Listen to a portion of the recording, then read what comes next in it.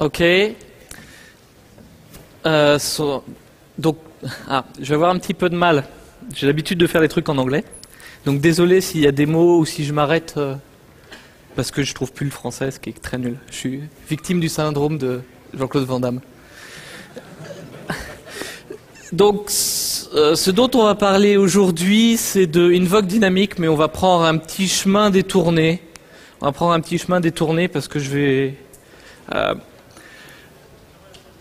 La première partie de la présentation, en fait, c'est pas du tout sur Invoke Dynamic, mais c'est plutôt comment la VM, elle fait pour optimiser. Parce que si on regarde sur le web, il y a plein de choses qui montrent si vous faites ça, vous allez pouvoir avoir votre Java qui va être rapide, machin, truc bidule chouette. L'article fait 4 pages et à la fin, il y a marqué 1998. Ah. Voilà, les machines virtuelles, elles évoluent très vite. Il y a une compétition. C'est ce qui fait que les machines virtuelles sont bonnes en Java. C'est pas parce que magiquement, il n'y a que hotspot et ainsi de suite. Non, c'est parce qu'il y a de la compétition. Donc dès qu'il y en a un qui a une bonne feature, l'autre, il va essayer de mettre exactement la même feature, et ainsi de suite. Donc on va faire un petit détour par comment la machine virtuelle elle optimise le code. Et comme je suis vraiment pas gentil avec vous, je vais vous montrer de l'assembleur. Ah, rigolez pas, c'est vrai. Donc mon nom, Rémi Forax, je suis maître de conférence à l'université de Marne-la-Vallée. Et je suis dans les groupes d'experts donc pour deux JSR, la JSR 292 qui est le Invoke Dynamic et la 335 qui est sur les lambda. Tout simplement parce que les lambda utilisent Invoke Dynamic, donc c'était plus rapide de faire ça. Et je fais du Java depuis bien trop longtemps, pour l'avouer. Donc vous, j'espère, vous voulez tous implémenter votre propre langage dynamique sur la machine virtuelle Java. Franchement, vous devriez. Au début des années 2000, il y a eu plein de frameworks. Je veux dire, il n'y avait pas que Hibernate à l'époque. Il y en avait plein de frameworks. Jusqu'à temps que ça arrive à Hibernate. Ça serait vachement bien qu'il y ait exactement la même chose sur les langages dynamiques qui tournent sur les VM. Parce que pour l'instant, ceux qui existent, c'est des anciens langages. Ruby, Python et ainsi de suite. Je veux dire, qui existent au sens, voilà, il y a quand même des gens qui développent dessus, il y a 5-6 personnes qui développent à plein temps dessus. D'accord ? Ça serait vachement bien qu'on ait des nouveaux langages sur la machine virtuelle Java, juste pour faire des tests, juste pour voir comment ça marche. C'est pas si compliqué que ça. Mais c'est pas de ça uniquement dont on va parler. Basiquement, je vais essayer de vous montrer avec un exemple très simple, c'est-à-dire une instruction, comment la machine virtuelle marche. Bon, vous pouvez être là aussi, parce qu'il y a de la lumière et qu'il fait chaud. Donc Invoke Dynamic, instruction rajoutée à Java 7. Donc pendant longtemps, Sun voulait pas toucher à la machine virtuelle. Donc il y a eu un mouvement juste après la libération du code en open source qui a fait que Sun a un peu changé d'idée. Et puis voilà, on est plusieurs à s'engouffrer dans la porte qu'ils avaient ouverte et on a maintenu le pied pour pas qu'il la referme. Donc effectivement, on a une nouvelle instruction et cette instruction, elle permet basiquement d'écrire plus facilement des langages dynamiques. Alors le but, c'est que à terme, les langages dynamiques tournent plus vite. Mais c'est pas le truc au début. La première idée, ce qu'on a maintenant, c'est surtout que c'est beaucoup plus facile de les écrire. Et donc, maintenant, les langages dynamiques vont pouvoir commencer à être optimisés pour la machine virtuelle. Parce que pour l'instant, juste le fait de les faire tourner, d'accord, ça cramait toute la complexité qu'on pouvait avoir dans le code. Donc en termes de performance, on n'est qu'à l'orée de ce qu'on va pouvoir avoir. Donc mon exemple, j'ai une interface I avec une méthode M. Oui, j'ai une classe A qui implémente I avec une méthode M aussi, qui juste incrémente un compteur statique. Alors c'est bien quand on a des statiques comme ça parce que la VM elle optimise pas trop. Parce que basiquement la VM, je ne sais pas si vous avez remarqué, mais si vous faites rien, et si elle est capable de le voir, elle fera rien. D'accord ? Donc quand vous faites des micro-benchmarks, il y en a plein où on a des super résultats où il y a marqué c'est X fois plus rapide que le truc. Non, c'est juste le moment où le JIT il s'est lancé, il a vu que vous ne faisiez rien et maintenant il ne fait plus rien. Donc effectivement, le seul tant que vous avez, c'est le temps d'interprétation au départ. J'ai aussi une classe B qui va servir à rien, qui est juste un copier-coller de la classe A. Juste, j'ai plusieurs implémentations de I. D'accord? Je détaillerai pas trop. Et donc, j'ai une classe test avec une méthode test qui prend un I en paramètre et qui appelle la méthode M. Et ma méthode test, je l'appelle dans une boucle sur beaucoup de trucs. D'accord? Une boucle qui va être appelée plein de fois. Et donc, j'ai une variable I, je mets A dans I.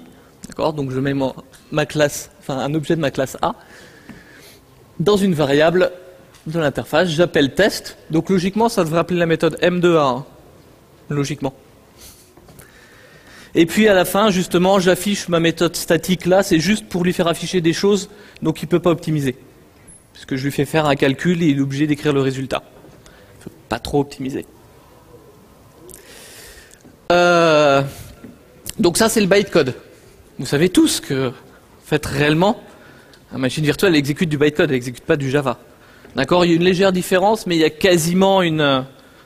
Voilà, c'est quasiment une traduction 1-1 entre le code qu'on a. C'est juste on a une pile qui est cachée. Basiquement, la première instruction, elle dit charge-moi la première variable locale, donc mon paramètre. Le deuxième, elle dit fais un invoke interface. C'est magique, hein, c'est pas de l'assembleur. Fais-moi un invoke interface. Et la troisième, vous savez ce qu'elle fait. Bien, maintenant si on veut savoir ce que fait la VM, on a tout un tas de -xx de points machin pour savoir ce que fait la VM. Alors autant vous savez à peu près tous qu'il y a ce genre de flag là pour tweaker le GC et ainsi de suite, ça a été dit plein de fois, autant vous n'utilisez jamais cela. Pourtant c'est le meilleur moyen de savoir ce que fait la VM quand même, c'est de lui demander ce qu'elle fait. Donc print compilation, le plus simple. Print compilation, ça va afficher toutes les compilations qui sont faites par le JIT.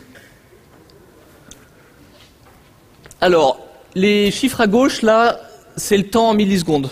D'accord? Dans l'ordre des choses. 1, 2, c'est quoi? Ah, première chose, il n'y a pas... Le JIT a plusieurs threads. Basiquement, je vais avoir mon interpréteur qui va interpréter le code. Il va se rendre compte qu'il y a un code qui est exécuté souvent. Il va le passer au JIT. Mais en fait, j'ai deux threads. Ça veut dire que je peux JITer deux choses en parallèle du code qui continue à s'exécuter. Le code continue à s'exécuter. Hein. Quand on se rend compte qu'on JIT, on n'arrête pas d'exécuter le code, ça serait trop con. D'accord? C'est ce que faisait C# jusqu'à il n'y a pas si longtemps. Mais basiquement, on envoie le code à des threads, donc c'est les numéros 1, 2 qu'on a là, hein, sur juste le truc. D'accord? Les deux trucs s'exécutent en parallèle. Donc, j'exécute mon code qui fait ma boucle. J'appelle ma méthode test dedans, ou ma méthode test, elle est appelée souvent. Donc je vais commencer par compiler ma méthode test. D'accord? Le B, c'est pour dire que c'est du bytecode. D'accord? On peut avoir des appels en code natif aussi. Sur ma deuxième thread, j'appelle aussi souvent ma méthode de ma classe A. D'accord? Comme je l'appelle souvent, je vais aussi la compiler. En parallèle. D'accord? Ah, après j'ai des pourcents. Ah ouais, parce que la machine virtuelle, elle a un mode benchmark. C'est-à-dire, pour torcher les benchmarks, on a une optimisation. Elle ne sert à rien. C'est vraiment une optimisation qui ne sert que pour les benchmarks. D'accord? C'est ce qu'on appelle l'OSR, ou On-Stack Replacement. C'est, je peux compiler des boucles. C'est-à-dire, je suis en train d'interpréter mon code, je vois une boucle, je l'exécute souvent, dans ce cas-là, je vais la recompiler. Alors bien sûr, des vrais codes où on a des boucles qui sont chaudes et où la méthode elle-même, elle n'est pas appelée souvent, c'est assez rare. Dans la vraie vie. Dans des programmes sur des serveurs, ça arrive quasiment jamais. Mais dans les micro-benchmarks, ça arrive tout le temps. Donc c'est pour ça ce que je vous disais, hein, c'est une optimisation qui sert que pour les micro-benchmarks. Donc on va s'en foutre. D'accord? Elle ne nous intéresse pas vraiment. Dans un vrai code, ça n'arrive pas vraiment. Juste pour vous dire, donc il dit, je vais compiler en fait ma méthode à partir du bytecode 13. C'est ça que ça dit. Je compile pas toute la méthode, je compile que celle à partir du bytecode 13 qui doit être ma boucle. D'accord, mon début de boucle. Et après on a un truc, en fait il sort de la méthode, il sort de la boucle. Donc il se rend compte que comme il est sorti de la boucle, s'il revient dans la méthode, les optimisations qu'il a fait dans la boucle ne seront pas forcément les mêmes parce que les paramètres de la méthode auront pu changer. Donc il faut qu'il jette le code. Donc c'est le truc qui est en dessous là, le moins machin, metnode Entrant, ça veut juste dire où le code je dois le jeter. Alors réellement, il jette pas le code, il le flag, et quand il y aura le GC, il le jettera. D'accord? Donc c'est ce qu'on appelle de l'invalidation, c'est juste flaguer, ce code-là doit plus servir, parce que j'avais des invariants qui sont plus les mêmes. Deuxième flag, print inlining. En fait, on peut vraiment savoir comment marche un peu plus profondément la machine virtuelle. Alors ça, c'est un truc, ça fait pas très longtemps qu'on a un affichage propre. Ça veut dire qu'il y a plus de gens qui commencent à l'utiliser. D'accord, c'est juste ça. Alors qu'est-ce qu'on appelle l'inlining? C'est juste le fait de dire, au lieu de faire l'appel de méthode à chaque fois, je vais prendre le code de la méthode, je vais le rentrer dedans. En noter que quand on rentre le code dedans, on va se rendre compte qu'il y a une partie du code qui sert peut-être à rien. Parce que j'appelle toujours avec la valeur 2, et j'ai un if, si ma valeur elle est inférieure à 0, je fais ça. Dans ce cas-là, j'ai une branche qui sert plus à rien. Donc inliner, ça va aussi virer du code en fait. D'accord? Alors pour pouvoir inliner, c'est-à-dire pour pouvoir ramener la méthode, il faut qu'on sache quelle méthode on appelle. Or là, on a un appel à travers une interface. J'appelle sur une interface si on regarde le bytecode. Donc ça veut dire que la VM, elle doit faire un truc magique pour savoir que c'est toujours sur A qu'on appelle. C'est le type profile qu'on a là. La VM, et c'est pour ça qu'on appelle ça une machine virtuelle, elle va regarder l'exécution du code dans l'interpréteur. Et elle va regarder que mon appel sur ma méthode M, je l'appelle toujours avec un A. Je l'ai appelé 6700 fois, et sur les 6700 fois, c'était 6700 fois un A. D'accord? Bon, quand on regarde le code, ça se voit. Alors je vous rappelle qu'on est dans la méthode, ici, là, on est dans la méthode test. Donc on n'a aucun contexte sur la boucle. On n'est pas dans le main, on n'est pas en train d'optimiser le main, on n'optimise que test. D'accord? Si on regarde, on part de test. Donc, basiquement, ma machine virtuelle, elle va profiler les types qui sont utilisés. Quand vous faites un cast, elle profile le truc. Si c'est toujours le même type, ça coûte pas cher. D'accord? Et ainsi de suite. Quand je fais un appel virtuel, elle va profiler les choses. Ah, c'est toujours la même classe qu'utilisée. Je vais pouvoir m'en servir. D'accord? Donc c'est pour ça qu'on appelle ça une machine virtuelle, parce qu'elle va regarder l'exécution du code. Et c'est aussi pour ça que .NET n'est pas une machine virtuelle. Parce qu'il ne regarde pas. Juste pour les trucs, là on a l'optimisation de la boucle, j'ai dit que j'en parlais pas. Ce qu'on peut voir, c'est qu'on a deux fois des appels à test dans l'optimisation de la boucle.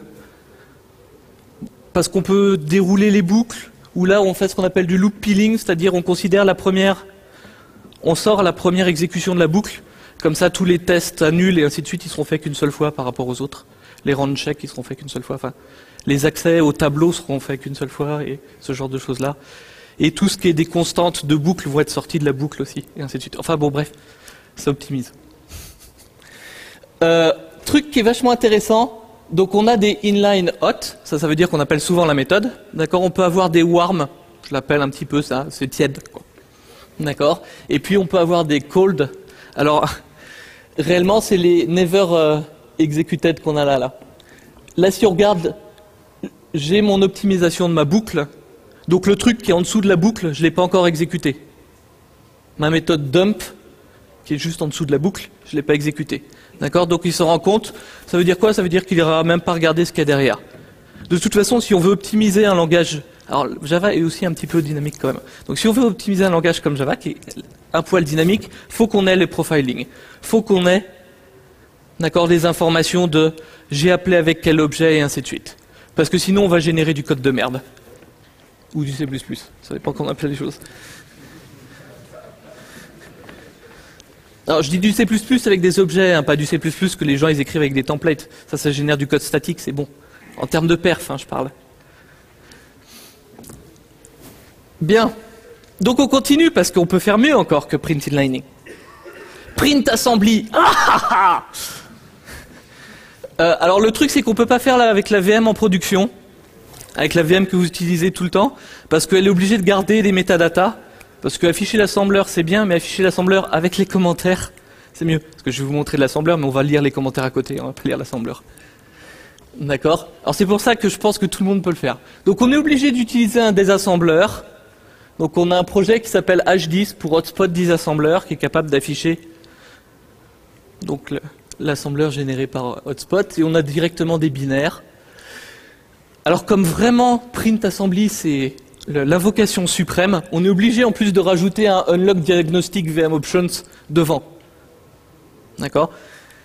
Donc on est obligé d'avoir une VM spécifique. C'est-à-dire qu'il faut recompiler la VM. D'accord?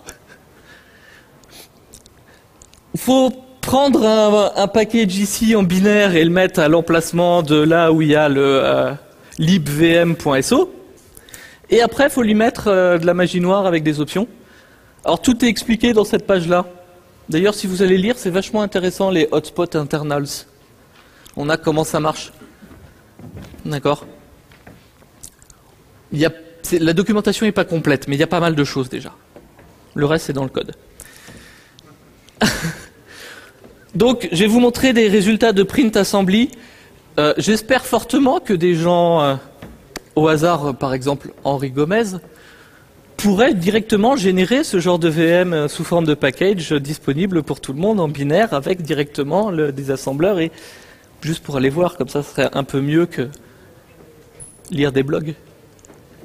Bien, donc voilà le code qui est exécuté. Alors juste le code qui est exécuté, il est un petit peu gros. Donc au lieu de vous le montrer comme ça et que vous vous arrachiez les yeux, je l'ai découpé. Alors on a les trucs qu'on lit jamais.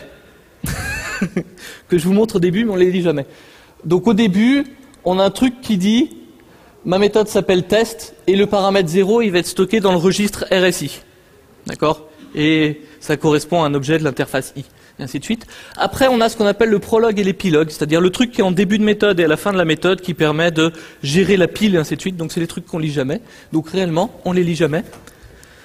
Il y a peut-être ce truc-là que je vais expliquer qui est assez marrant, le poll return. Alors ce que je vous disais, on lit les commentaires, on lit pas le code qui est à côté. Mais c'est assez intéressant. Réellement, ce que fait cette instruction-là, si vraiment on lit ce que ça fait rien. Basiquement, l'opération test ici fait rien, mais par contre, elle accède à une case mémoire particulière. En fait, ça, c'est le GC. Alors, réellement, c'est le mécanisme de safe pointing du GC. C'est mon GC, il se rend compte qu'il faut qu'il fasse quelque chose. Il est en train de vouloir faire une allocation et, basiquement, il se rend compte qu'il n'y a plus assez de place, qu'il faut qu'il fasse un coup de GC, par exemple. D'accord? Pour ça, il faut arrêter toutes les autres threads. Mais ça veut dire faire un check à chaque fois. Ça coûte cher. Alors comment on fait? On prend une page mémoire et on lui demande d'aller lire à la page mémoire. Donc par défaut, il va juste lire, il n'y a pas de problème. Et quand on a envie d'avoir un GC, on protège la page. Boum, ça plante. Je veux dire, ça plante vraiment. Dans un programme en C, ça plante au revoir. Mais là, j'ai un handler de signal qui est au niveau de la VM qui fait « Ah, ça a planté à telle instruction là. Si ça a planté à telle instruction, je sais qu'en fait, c'est un appel pour le GC. » Et voilà, j'ai bloqué toutes mes threads comme ça. D'accord? C'est cool. Hein? Donc, maintenant, le corps du truc. Alors, on a des histoires de blocs, parce que les instructions sont regroupées par blocs. Basiquement, les blocs, c'est quoi? C'est les instructions qui sont consécutives. C'est-à-dire, si on a une branche comme un if, on va avoir deux blocs qui vont être séparés. D'accord? C'est les trucs qui sont en orange. Notez qu'on a la fréquence pour chaque bloc. La VM, elle connaît la fréquence de chaque bloc. Si j'ai deux branches d'un if, il y en a un qui est appelé souvent et l'autre qui est appelé pas souvent, elle va réordonner les branches. Hein, les CPU, ils marchent bien quand le code il est toujours comme ça, quand on saute jamais. On peut faire des tests, mais on ne doit pas sauter. D'accord? Donc c'est vachement important d'avoir la fréquence. Alors notez que la fréquence, c'est pas 1 pour les trucs d'après, on a 0,000 si on avait une exception. D'accord? C'est juste le mécanisme en interne. On peut avoir des runtime exceptions qui arrivent, null pointer et ainsi de suite. Donc on peut s'échapper du bloc, c'est ça que ça veut dire. D'accord? Première instruction, en fait c'est l'équivalent du get class. Je veux pas trop aller... J'ai un objet, je vais aller chercher quelle est sa classe en fait. D'accord? Je veux savoir que c'est un A en fait, c'est ça basiquement l'idée. Le truc qui est important, c'est si je regarde le commentaire, il y a marqué implicite exception. Ah ouais, j'ai oublié que je dois faire un test à nul en Java. Oh merde, il n'y a pas de test à nul. C'est pareil.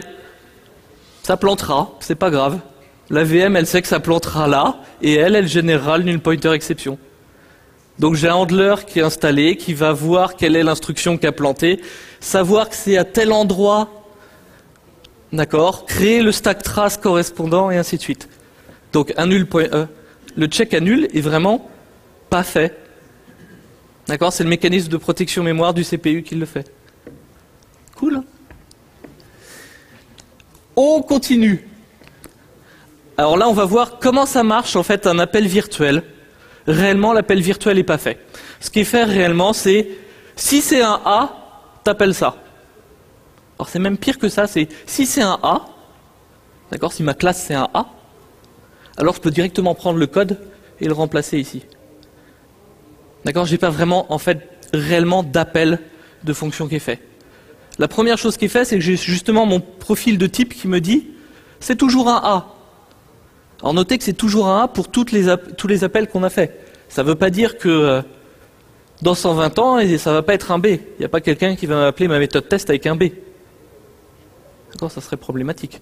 Donc il faut quand même que je fasse un petit test.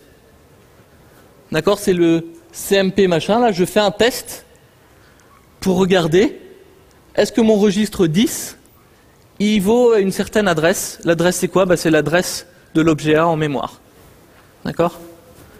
Alors notez qu'on a un petit truc un peu différent. On a une petite différence entre le hoop A qui est marqué et le hoop A qui est marqué là parce qu'on a deux objets A. Hotspot, c'est une machine virtuelle qui est écrite en C++. D'accord?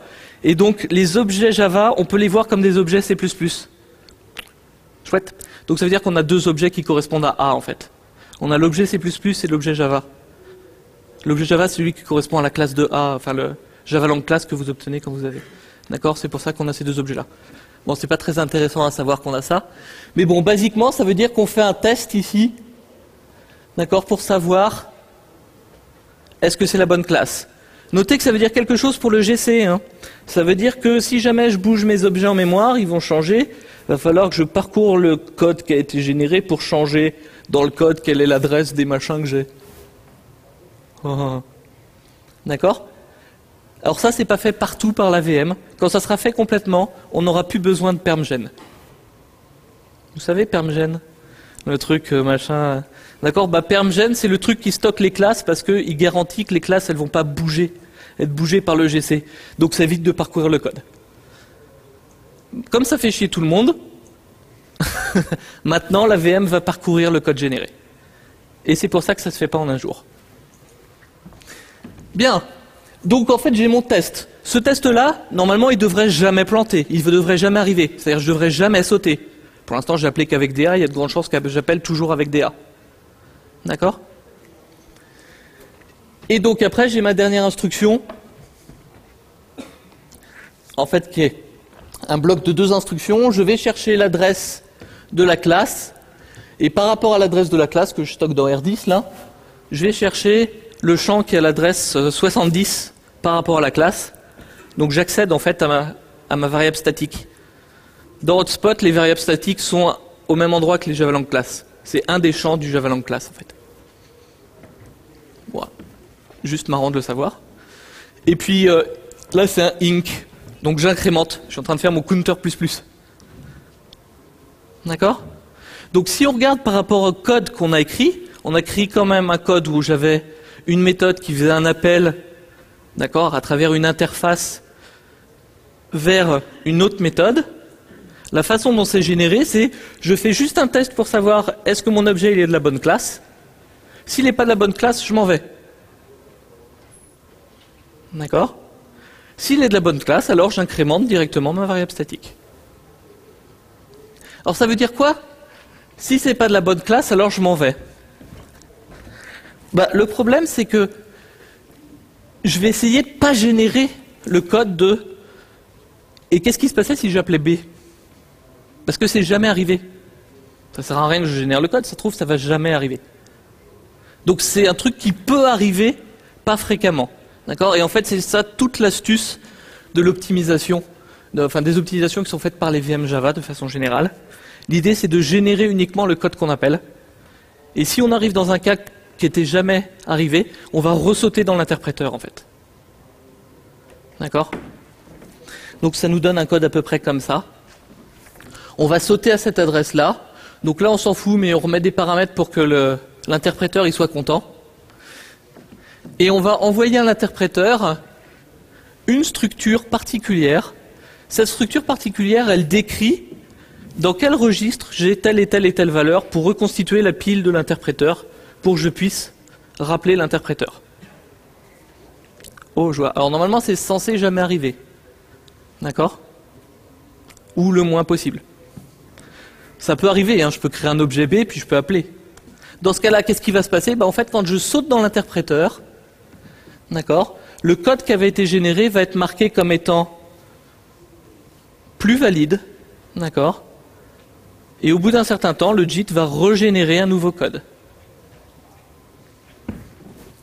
Donc entre autres, si par exemple j'appelle plus qu'avec des B et plus jamais avec des A, il va régénérer le même code mais avec seulement le test pour les B.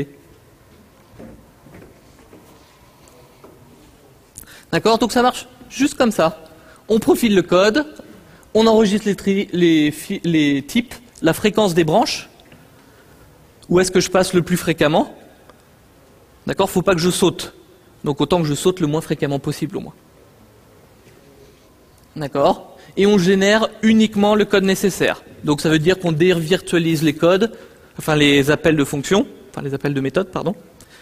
D'accord? On essaye de savoir quelle est toujours la classe des objets sur lesquels on avait appelé. On va inliner le code et ce genre de choses-là. Et donc on désoptimise et réoptimise si nécessaire. D'accord? C'est de la même façon hein, pour le null pointer que j'avais. Si j'avais un null pointer, si j'ai eu un null pointer une fois, le code sera flagué comme étant plus bon. Oui, parce qu'il y a des couillons qui utilisent les null pointers pour faire des choses. Vous faites pas ça, hein. Dans ce cas-là, ils génèrent des goto, si vous regardez réellement. D'accord? Bien. Donc ça, c'était la première chose. Comment la machine virtuelle marche?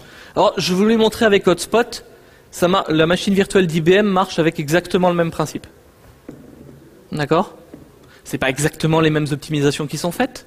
Clairement, c'est pas le même code. Mais le principe de fonctionnement est le même. En fait, depuis la version 7 de Java, on peut coder exactement la même chose. Et c'est comme ça qu'on va faire le support des langages dynamiques. Basiquement, pour vous resituer, le problème des langages dynamiques, c'est que dès que je fais une opération, je ne sais pas où est-ce que je vais tomber. Je fais un plus entre des choses, il va falloir que je regarde c'est quoi le type des machins, pour savoir si c'est le plus des int ou le plus des doubles que je dois appeler. C'est basiquement ça l'idée. D'accord? Donc l'idée, ça va être la même. Ça veut dire que le runtime d'un langage dynamique, il va aussi profiler le code, regarder quels sont les types qui sont utilisés, et après, générer les gardes correspondants. Alors les gardes, c'est juste les tests, on va dire. Si je fais toujours le plus avec des objets qui sont toujours des int, alors je ferai juste les tests, est-ce que mes deux arguments sont des int, et comme ça, je vais pouvoir prendre le code du plus et le mettre directement. D'accord? Donc maintenant, je vais me faire un peu plaisir. Je suis désolé. On va voir comment on écrit ça en Java. Ah, vous avez dit, je dois juste mettre dans chaque présentation une image d'animal. Bien, donc invoke dynamique, comment ça marche? J'ai repris mon exemple de tout à l'heure, sauf qu'au lieu d'avoir un invoke interface, j'ai un invoke dynamique. Alors comment on fait pour générer une invoke dynamique en Java? On ne peut pas. Il faut générer le bytecode soi-même à la main. D'accord? C'est quelque chose de caché. C'est trop puissant. Peut-être qu'un jour on pourra le faire en Java, mais pour l'instant c'est clairement trop puissant et on sait pas. On ne veut pas faire de bêtises. Voilà. Je vais arrêter de bâcher C#, mais on sait qu'il y a eu une mauvaise expérience avec le mot-clé dynamique de C# et on ne va pas faire la même chose. Invoke dynamique, il prend deux choses en paramètre. Il dit j'appelle ma méthode foobar, qui prend donc mon interface en paramètre et qui renvoie void. C'est la première ligne. Et il prend une deuxième ligne qui dit j'ai une méthode dans ma classe RT qui s'appelle bootstrap qui prend un lookup, une string et un méthode type. Ah, c'est quoi ça? réellement, invoke dynamique, c'est pas la machine virtuelle qui va savoir quelle est la méthode qu'il faut appeler. On va l'écrire dans du code Java. D'accord? Donc ça veut dire quoi? Ça veut dire que la machine virtuelle doit gentiment demander à du code Java, s'il te plaît, c'est quelle méthode qu'il faut que j'appelle. Donc pour ça, j'ai une méthode, qu'on appelle la méthode de Bootstrap, qui est celle-là, là, qui va être appelée une fois par la machine virtuelle, d'accord, pour demander gentiment, s'il te plaît, dis-moi quelle est la méthode que je vais appeler. D'accord? Alors juste pour bien vous montrer, j'ai appelé la méthode foobar ici, parce qu'on ne va jamais utiliser le nom. Les noms, c'est juste des références symboliques. On peut s'en servir dans le code comme on peut ne pas s'en servir. Ici, moi, je sais que j'appellerai toujours ma méthode M. D'accord? Ce que je vais vous faire, c'est que je vais vous simuler l'appel de invoke interface, juste avec des primitives de base. D'accord? Juste un exemple. D'accord? Le problème d'écrire un runtime de langage dynamique, c'est qu'il voilà, faut un peu de pratique et ça ne tient pas sur des slides. Et j'étais trop feignant pour faire une university. Bien, donc l'édition de liens. Donc c'est la méthode de Bootstrap, c'est quoi? C'est la méthode qui va être appelée une fois et une unique fois, la première fois qu'on fait un appel. Alors notez que ça s'appelle du late binding. C'est vraiment à la fin, quand on n'a pas d'autre choix que d'appeler la méthode, qu'on va se poser la question, c'est quoi la méthode qu'on va appeler? D'accord, hein, dans mon langage dynamique, je ne vais pas me prendre la gueule à essayer de savoir résoudre un truc si jamais il n'est jamais appelé. C'est assez logique. Bien. Donc on appelle avec trois arguments. Les trois arguments, c'est quoi? Le premier argument, lookup, c'est basiquement un objet qui encapsule la classe d'appel. Je sais d'où j'appelle les choses. D'accord? Le nom, ça sera mon foobar. Et le method type, c'est le type des arguments. C'est-à-dire basiquement un tableau des classes qui représente les types des paramètres et le type de retour. D'accord? Alors qu'est-ce que je fais ici? Je fais un super exemple simple qui consiste à dire je vais en fait, donc ma méthode de Bootstrap, son but c'est de renvoyer en fait un pointeur de fonction qui sera appelé pour appeler la méthode correspondant. D'accord? Alors le pointeur de fonction en Java, donc depuis la version 1.7, c'est un méthode handle. On a des pointeurs de fonction. Yes! C'est caché, hein, vous le savez pas. Maintenant vous allez tous aller faire un tour dans le package Java Lang Invoke pour jouer. Ce que je vous encourage à faire. Mais donc on a des pointeurs de fonction. D'accord? Et lookup.find static, c'est l'équivalent de faire un get declared méthode avec la réflexion. C'est basiquement l'idée, je vais chercher dans la classe une méthode avec des paramètres. Alors notez que là elle n'est pas très loin, hein, je vais chercher dans rt.class la méthode qui est juste là, qui a exactement les mêmes paramètres. D'accord? Je le fais par étapes. On va faire un truc simple d'abord et puis on va complexifier un peu les choses après. Donc basiquement, je suis en train de lui dire, donne-moi un pointeur de méthode sur cette méthode-là, enfin un pointeur de fonction, c'est des pointeurs de fonction plus que des pointeurs de méthode. Et après, je renvoie un objet qui va contenir le pointeur de fonction. Alors techniquement, on ne renvoie pas le pointeur de fonction, on renvoie un objet qui contient le pointeur de fonction, parce qu'à chaud, on peut changer les pointeurs de fonction de tous les trucs qu'on veut. Pour faire des optimes marrantes, ou pour désoptimiser aussi. D'accord ? Donc là, juste un exemple simple, ma méthode test, mon invoke dynamique, il appelle ma méthode de Bootstrap, qui enregistre mon pointeur de fonction, ça revient, et après il appelle mon pointeur de fonction, qui appelle la méthode qui fait un insert, enfin insertion error. D'accord? Donc ça, j'ai mon invoke dynamique, ça appelle ma méthode de Bootstrap, ma méthode de Bootstrap, elle renvoie à un call site qui contient mon pointeur de fonction, et mon pointeur de fonction, il va appeler ma méthode. Alors ça c'est génial si ce n'est que je suis obligé de prendre en paramètre une interface i ici. Bien sûr je ne vais pas résoudre tous mes appels, d'accord, ça peut être un peu polymorphe, mon plus il peut prendre des arguments différents, hein, et ce genre de choses là. Donc les signatures elles sont un peu trop spécifiques, donc on aimerait bien avoir des objets en paramètres, ça serait mieux. On a un petit problème, c'est que les signatures de méthode, je peux avoir n paramètres aussi. Donc au lieu d'avoir des objets, ça serait bien d'avoir un tableau d'objets. Et qu'automatiquement, les paramètres, si j'appelle avec 3 paramètres, automatiquement, ils les mettent dans un tableau d'objets. D'accord? Et pareil, le type de retour, ça serait bien que ce soit pas void, mais que ça soit object. Et que la VM, elle transforme automatiquement la valeur de retour que je renvoie en void. C'est-à-dire, elle l'oublie. Donc c'est exactement ce qu'on va faire. basiquement, j'aimerais bien appeler une méthode, donc vous oubliez le premier paramètre là, une méthode qui prend en paramètre un tableau d'arguments, d'objets, et qui renvoie un objet. D'accord? Alors j'ai besoin d'un autre paramètre, mon call site là, parce que je veux savoir quelle est la signature de la méthode. J'ai besoin de savoir quelle est la signature de la méthode. D'accord? Donc ma méthode de Bootstrap connaît la signature de la méthode, et je vais aller l'envoyer à cette méthode-là. Alors comme j'ai des pointeurs de fonction, je peux faire les astuces qu'on a habituellement dans les langages fonctionnels, je peux purifier les valeurs. Vous savez ce que c'est, purifier les valeurs? J'ai une méthode qui a 3 arguments, je peux dire mon premier argument c'est toujours tel objet-là. Donc maintenant ma méthode elle a plus que 2 arguments. D'accord? Donc je vais pouvoir injecter une constante en fait dans les appels de méthode. Donc c'est ce à quoi sert mon opération que j'ai appelée bind. Après je vais faire une opération qui est l'équivalent d'un var args, c'est-à-dire ce que je veux, hein, c'est que ça m'appelle avec n'importe quel argument et que je le mette dans un tableau d'objets. Donc si je regarde l'appel que je dois faire, c'est mon invoke dynamique, j'aimerais bien qu'il me fasse un cast de mon interface vers un object. Basiquement, il va rien faire, mais...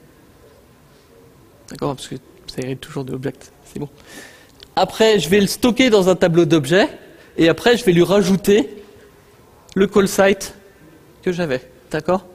Alors j'aurais pu passer juste le méthode type, qui est la signature, ce que je vous disais qui va me servir, mais on va voir qu'un petit peu après, c'est intéressant d'avoir le mutable call site. Donc du code Java. Ouah. Donc ce que je cherche à appeler, c'est ma méthode qui est là-haut, là, qui prend mon mutable call site, mon tableau d'objets et un objet en paramètre. D'accord? Donc ça, c'est ma méthode de Bootstrap. Que fait ma méthode de Bootstrap? Elle me crée un mutable call site, celui que je vais renvoyer. D'accord? Je prends ma méthode, donc je l'ai stockée dans un champ statique parce que c'est toujours la même, mon pointeur de fonction sur la méthode, là, c'est toujours le même. D'accord? Je fais un bind to du call site. Donc je suis en train de lui dire, bah maintenant, le méthode handle résultant, là, celui qui est à gauche, d'accord, c'est une méthode qui prend plus qu'un tableau d'objets en paramètres. Parce que mon premier paramètre, ce sera toujours call site. C'est un peu chaud à comprendre. Après, on fait un asCollector. Ça, c'est moins chaud à comprendre. On est en train de lui dire, si tu appelles, tu peux appeler avec plusieurs objets en paramètres, tu vas me les grouper dans un tableau et me rappeler. D'accord? Alors notez que c'est comme les Lego, hein, je suis en train de composer des trucs les uns avec les autres. Et après, on fait un asType, parce que pour l'instant, moi j'appelle avec... Enfin, le résultant, c'est un méthode handle qui appelle avec un objet, et moi, il faut que je lui dise qu'en fait, ce qu'il prend, c'est l'interface i, et c'est pas un objet. Et après, je positionne la target de mon call site, donc c'est qui sera appelé. D'accord? Donc là, ce que je suis en train de lui dire, c'est que... Ah oui, j'ai oublié de dire un truc qui est quand même assez important. Pourquoi je fais ça depuis tout à l'heure? C'est, si je veux résoudre mon appel virtuel, il faut que j'ai les arguments. Or, ma méthode de Bootstrap, elle n'a pas les arguments. D'accord? Donc l'idée, c'est de dire, mon premier appel, je vais regarder quels sont les arguments. Mais pour pouvoir faire ça, il faut que j'ai déjà au moins un appel. Donc ma méthode de Bootstrap, elle va enregistrer cette méthode-là, pour que la première fois que j'appelle, je puisse récupérer le type des arguments, pour savoir où est-ce que je vais pouvoir faire le dispatch. Enfin, réellement, j'ai besoin de savoir quelle est la classe de mon argument. Donc maintenant, justement, l'implémentation de ma méthode, comment je peux la faire? Ben, je sais que je prends un tableau d'objets, je regarde la classe du premier argument. Hein, habituellement, quand on fait un appel virtuel, c'est toujours sur la classe du premier argument. Et je fais un coup de find virtual pour le trouver. C'est-à-dire, je vais aller chercher ma méthode correspondant dans mon objet que j'ai appelé receiver ici. Si je prends mon exemple de tout à l'heure, j'appelle avec un objet A en premier paramètre, je regarde c'est quoi la classe, bah c'est grand A, donc je vais aller chercher la méthode M de grand A. Cool, hein? Et après je l'appelle. Invoke with argument, c'est l'équivalent du invoke de Java Lang Reflect Invoke, là. Sauf qu'il est plus rapide. Allez, maintenant vous allez tous utiliser le package. Ok? Alors le léger problème, c'est que c'est pas efficace ça. Parce que ça veut dire qu'à chaque appel, je vais regarder c'est quoi mon premier argument, c'est quoi la classe de mon premier argument pour pouvoir faire l'appel. On a dit qu'on faisait pas ça. On a dit qu'on checkait juste, est-ce que ça serait pas un A? auquel cas on peut appeler directement. Donc il va falloir que je rajoute quelque chose. L'idée c'est de dire, je vais faire ça la première fois, mais la deuxième fois je vais me dire, bah si je suis rappelé avec un A, alors je peux appeler directement, parce que je sais quelle est la méthode que je dois appeler. Donc je fais ça la première fois, mais juste avant, je vais refaire un set target, juste avant l'invoke argument, je vais refaire un set target pour rechanger la target pour qu'au prochain appel, je fasse un test. Donc je vais créer un arbre de méthode handle qui vont me faire le test, d'accord, et je vais l'insérer devant. Notez que je suis en train de faire du code qui est automodifiable. D'accord? L'idée c'est de faire comme la VM. Alors ce principe de faire un test, parce qu'on sait quel est le type de l'argument, on appelle ça un inlining cache. D'accord, hein, c'est un gros mot, mais basiquement, l'idée c'est juste de faire le test. Alors notez que on n'a pas besoin d'avoir une VM pour faire un inlining cache. D'accord, en C#, il y a un inlining cache. Mais ça sera forcément toujours que sur le premier paramètre. On a une astuce à la con, mais ça ne préserve pas l'ordre des trucs. On est obligé de faire un jump. Enfin bon, bref.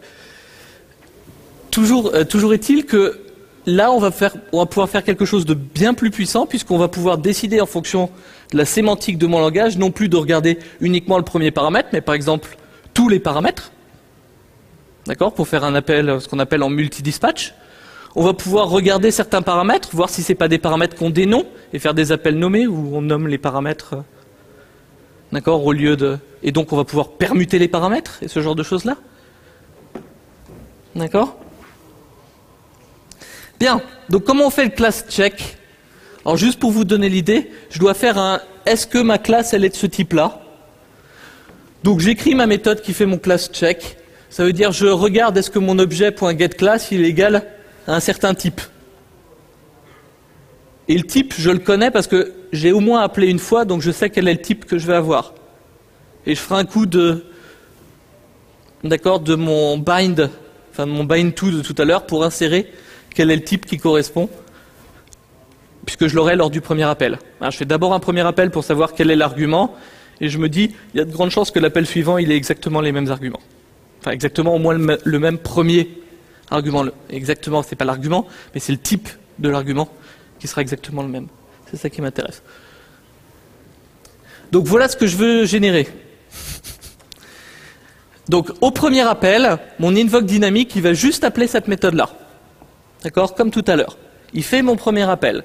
Donc ici, dans mon premier appel, je sais quel est le type de l'argument du premier argument qui est ici. Comme je sais quel est le type, je peux maintenant ajouter un if qui va appeler ma méthode checkClass avec la classe que je vais lui donner. Classe que j'aurais découvert ici. D'accord? Si c'est bon, alors je peux directement appeler A. D'accord? Sinon, je retombe là-dedans. Et qu'est-ce qu'il va faire ici? Il va regarder, c'est forcément pas un A, il va en trouver un nouveau et il va faire un autre if. J'aurai des if en cascade avec tous les types possibles. Alors notez que si j'ai vraiment beaucoup de types, c'est ce qu'on appelle des call sites mégamorphiques, c'est-à-dire s'appeler avec plein de types différents, ça va merder parce que je vais faire plein de if. D'accord? Et ça va commencer à coûter cher. On a d'autres techniques, c'est plus compliqué. Donc voilà ce qu'on fait dans la méthode. Donc je vais aller chercher ma méthode avec mon find virtual, comme tout à l'heure. D'accord? Par contre ici, je crée un class check là. Je fais class check égale test. Je le spécialise avec le type du receveur en faisant un bind to. Donc maintenant, je fais mon class check avec le bon type. Donc je suis obligé de faire un asType parce que moi je suis appelé avec une interface et mon class check lui prend un object. Je suis obligé de lui dire ne t'inquiète pas, c'est un object. D'accord, c'est à quoi sert mon asType. Et je crée un guard with test qui est mon if. Je lui indique c'est quoi le test, la méthode à appeler dans ce cas-là et la méthode à appeler dans l'autre cas. Alors la méthode à appeler dans l'autre cas, c'est basiquement un pointeur sur moi-même. C'est pour ça que je vais rechercher pour le call site courant quelle est la target. Et je positionne ma nouvelle target. Mon premier appel, il passe ici. Les appels suivants, si je suis rappelé toujours avec un objet de la même classe, l'appel se fera directement. D'accord? Et bien sûr, ce que j'espère, c'est que la VM, elle va inliner les choses. Alors, est-ce qu'elle inline? Alors plus ou moins, ouais. On voit qu'elle est inline. On voit que le RT class check est bien inliné. On voit que même le get class est inliné. Alors on a un truc qui s'appelle intracycle là. Les intracycles, c'est quoi? C'est on a des méthodes Java où on croit qu'on appelle une méthode, mais en fait, c'est une ou deux instructions assembleurs qui font le boulot à la place. D'accord? En Java, on a le droit de remplacer des méthodes par du code assembleur. Alors c'est la VM qui le fait. Elle a le droit. D'accord? Donc c'est juste pour vous montrer que ça marche. Je veux pas trop détailler. On va passer un petit peu de temps là-dessus. Alors comme je vous disais, on lit que la partie à droite. Bon, donc on a plusieurs blocs, comme tout à l'heure. On se rend compte qu'on a un peu les mêmes fréquences, c'est-à-dire que le code le plus fréquent, c'est bien celui qui est bien dans le bon sens. D'accord. Donc l'implicite exception du début, c'était mon équivalent à mon getClass. D'accord, que j'avais au début. Je fais mon appel à getClass si jamais mon objet il était nul, ça va planter et j'ai mon mécanisme de je repars dans le handler de signal, machin et ainsi de suite. D'accord, donc c'est un appel implicite. Le truc là est un peu plus intéressant là, le move avec 120 000 paramètres. On se rend compte qu'on a un R12 qui traîne. Est-ce que vous le voyez, le R12 qui traîne là? Alors je vous ai pas montré le code avant, mais il n'y a pas de R12 dans le code d'avant, ce qui est assez embêtant. Alors j'ai regardé ce code là et je me suis dit mais c'est quoi ce bazar? Donc dans ce cas là, le plus simple, c'est on va sur la mailing list des développeurs de Hotspot, on leur dit c'est quoi R12? Alors R12 c'est une astuce. Je ne sais pas si vous savez que les machines virtuelles, quand on lance Hotspot en mode serveur, il regarde combien de gigas il a. S'il a moins de 32 gigas, alors il va encoder, c'est sur les machines 64 bits, mais il va encoder les pointeurs, au lieu de les encoder sur 64 bits, il va les encoder sur 32 bits. Ça veut dire que j'aurai besoin de moins de mémoire pour stocker la pile et surtout de moins de mémoire pour pouvoir stocker mes objets. Parce que tous mes pointeurs, ils sont stockés en 32 bits.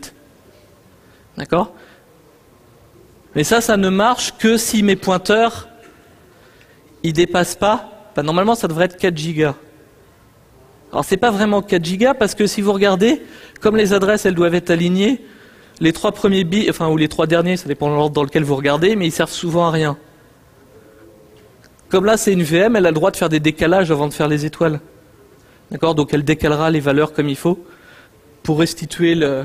Ouais, je ne sais pas si je suis super clair, mais toujours est-il que l'idée c'est quoi? C'est que basiquement on peut, si on a des programmes qui ne dépassent pas les 32 gigas, c'est-à-dire pas mal de programmes, pas tous, mais pas mal de programmes, alors dans ce cas-là, les pointeurs sont stockés sur 32 bits. Et c'est pour ça que si vous faites des tests sur des programmes qui font pas mal d'allocations, ça torche le C. Ça torche pas vraiment le C au sens où les opérations ne sont pas les mêmes, c'est juste que la pression sur l'allocation, la pression sur la taille des structures de données, elle est juste plus petite. Et ça tient mieux dans les caches des processeurs. D'accord? Cool. Donc typiquement c'est un truc, je crois que c'est IBM qui a commencé à faire ce truc-là, donc forcément les autres ils ont copié. Donc toujours est-il que ce qu'on va faire, c'est on fait le getClass, d'accord, qu'on avait tout à l'heure, ma méthode class check, elle faisait O.getClass égal à une certaine classe. Donc là c'est le code qu'il est en train d'exécuter. Il fait un getClass, il charge la classe. Notez que la classe, c'est directement une constante hein, pour lui. Et il fait un CMP. Alors notez que si vraiment il avait été intelligent, on pouvait le faire en une seule instruction. Mais pour un truc qui exécute 1 milliard d'instructions à la seconde, je pense qu'il peut en exécuter 2. Ça devrait aller. Oui, c'est 1 milliard, 1 gigahertz. Et après, on fait un jump, c'est-à-dire si le test n'est pas bon, on s'en va. Ah ah, ça a marché alors. Là, il est en train de faire mon if. Si c'est pas ma classe A, alors je m'en vais. D'accord? On continue. J'ai toujours mon R12 qui traîne, mais c'est pas grave. Aïe, aïe, aïe, c'est quoi ça? Aïe, aïe, il est en train de me charger la classe A. Aïe, aïe, aïe, il est en train de faire un checkcast. Ah, il refait la même opération. Ah, ouais, c'est ce que je vous disais. Invoke dynamique, il n'est pas fini d'être optimisé. Et des fois, la VM, elle fait pas confiance. Enfin, basiquement, en fait, ici, le problème qui se passe, c'est que je fais mon getClass, d'accord, mais que la VM se rend pas compte que si mon getClass est pas bon, forcément mon objet maintenant, enfin si mon getClass est bon, pardon, forcément mon objet il est de type A. Donc comme il est de type A, j'ai pas besoin de refaire le check. D'accord? Là, elle n'en est pas sûre. Alors pourquoi? Bah, tout simplement parce qu'il n'y a pas d'optimisation dans la VM qui font ça actuellement. Actuellement, j'ai une optimisation sur le instance of. C'est-à-dire que si on fait instance of A, alors il sait que le truc d'après, c'est forcément un A. Mais j'ai pas si je fais A.getClass égale A.class. Ça ne fait pas, tout simplement. D'accord? Alors normalement, dans la prochaine update, ça le fait. Autre chose qui est un petit peu gênant, j'aimerais bien que ça fasse mon IncL de tout à l'heure ici. Et je me rends compte qu'il ne le fait pas. Ah, qu'est-ce qu'il me fait? Il fait un call. Non, il me fait un appel de fonction. Oh non. Donc, c'est pas grave parce qu'il appelle, il fait pas un appel polymorphe là. Il appelle juste une fonction avec une adresse particulière qu'il connaît déjà. D'accord? Mais c'est pas complètement optimisé. Ça veut dire qu'ici, l'inlining n'a pas marché. D'accord? Ça, c'est juste un bug. L'inlining devrait marcher, mais il ne marche pas. Alors, c'est juste dans le contexte d'invoke dynamique qu'on a ces bugs-là. D'accord? Tout simplement parce que, bizarrement, modifier une VM, ça se fait pas en 10 secondes. Donc, c'est des bugs qui sont connus depuis assez longtemps. D'accord? Et dans les prochaines updates, les choses seront carrées. Au moins pour ces parties-là. Donc ça veut dire quoi? Ça veut dire que même si vous voyez, par exemple, Charles Nutter qui dit « Maintenant, JRuby il est plus rapide avec Invoke dynamique », je peux vous dire que ça sera encore plus rapide dans pas trop longtemps. Bien. Donc bonne résolution. Arrêtez d'aller regarder des trucs sur le web qui vous disent comment on doit optimiser ou quoi que ce soit. Vous avez des trucs pour regarder le code assembleur qui est généré. C'est quand même plus simple. Alors je ne vous demande pas de regarder le code assembleur qui est généré. Réellement, regardez, ne serait-ce que l'arbre d'inlining, ça donne une bonne idée de qu'est-ce qui marche et qu'est-ce qui ne marche pas. Et on n'a même pas besoin d'installer un plugin, machin, truc bidule chouette. D'accord? On fait juste -xx de point print inlining. Et ça nous affiche l'arbre d'inlining. D'accord? Et bien sûr, ce qui nous reste à nous, gentils développeurs de la VM, je ne suis pas développeur de la VM. Je leur dis juste, ça marche pas là. D'accord? Bah, c'est bien sûr améliorer les perfs d'Invoke dynamique. Alors il y a une très bonne raison pour lesquelles ça va être fait, c'est qu'on en a besoin pour les lambdas. Alors c'est aussi une des raisons pour lesquelles il y a certains trucs qui marchent pas là, c'est que les principaux trucs qui ont été faits, c'est les utilisations d'Invoke dynamique pour les lambdas. C'est ceux-là qui ont été les plus optimisés. C'est aussi logique. On ne voudrait pas avoir des lambdas qui soient lents. J'ai mentionné C#?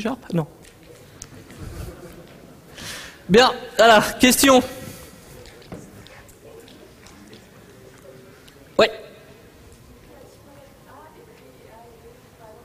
Ouais. Alors en fait, donc question, il faut que je répète les questions, pardon.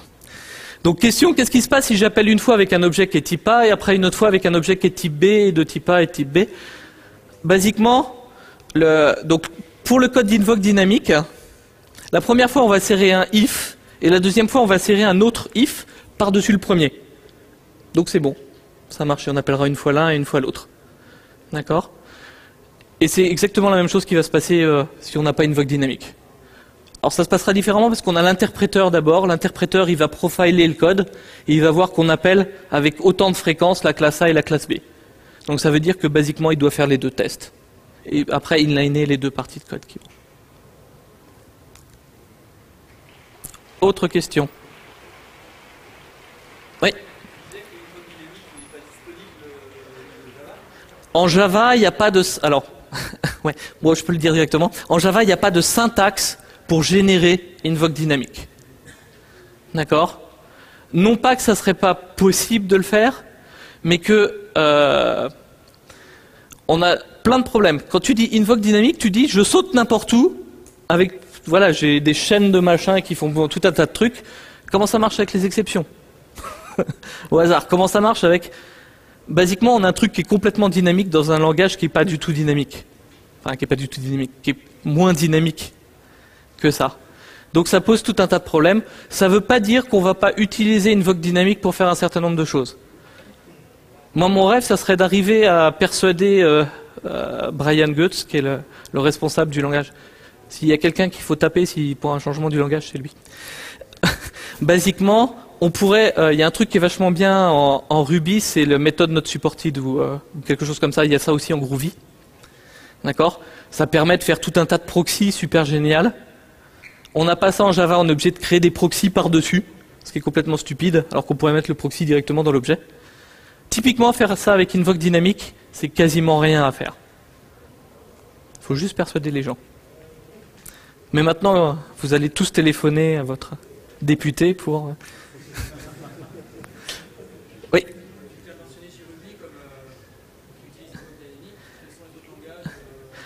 Ouais, alors j'ai mentionné JRuby parce que Charles a fait un boulot monstrueux qui a consisté à prendre un vrai langage et pas les langages. Parce que pour tester que Invoke Dynamic marchait bien, on faisait des sortes d'exemples. Mais voilà, donc lui, il a pris le temps de porter, de remonter tous les bugs, tous les machins et ainsi de suite, tous les problèmes de perf qu'il y avait. Donc forcément, c'est le premier langage. Alors je sais que Groovy est pas loin. Derrière, il y a un Smalltalk qui s'appelle je sais plus comment, qui tourne déjà. Il y a au moins 2 ou 3 projets derrière des portes fermées qui utilisent déjà Invoke Dynamic et que je sais juste parce qu'ils ont eu des problèmes et qu'ils m'ont appelé. Qu'est-ce qu'il y a comme autre Alors, il y a un autre projet derrière des portes fermées chez Oracle de faire effectivement un moteur de JavaScript qui pile V8. Sinon, c'est pas drôle. Alors peut-être il sortira jamais parce qu'ils n'arriveront pas à piler. En fait, techniquement, il manque quelque chose encore à la VM pour piler V8. Je veux dire, ce que fait Hotspot en termes de réorganisation de code, V8 le fait pas. Mais par contre, V8 fait quelque chose de vachement, c'est ce qu'on appelle les tag pointers. C'est-à-dire ils sont capables de représenter des entiers et des objets dans les mêmes trucs sans faire de boxing. Ouais.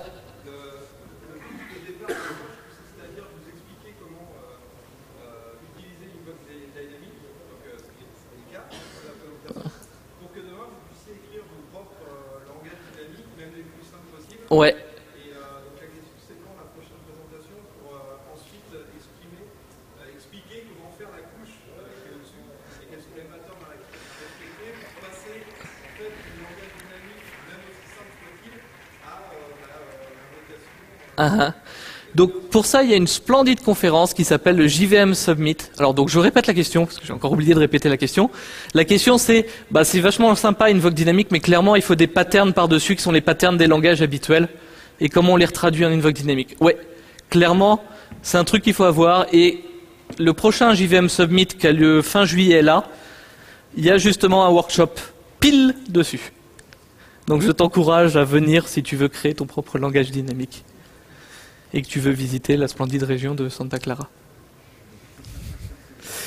On va arrêter là, oui, il y a quelqu'un qui me fait ça, je ne sais pas trop ce que ça veut dire.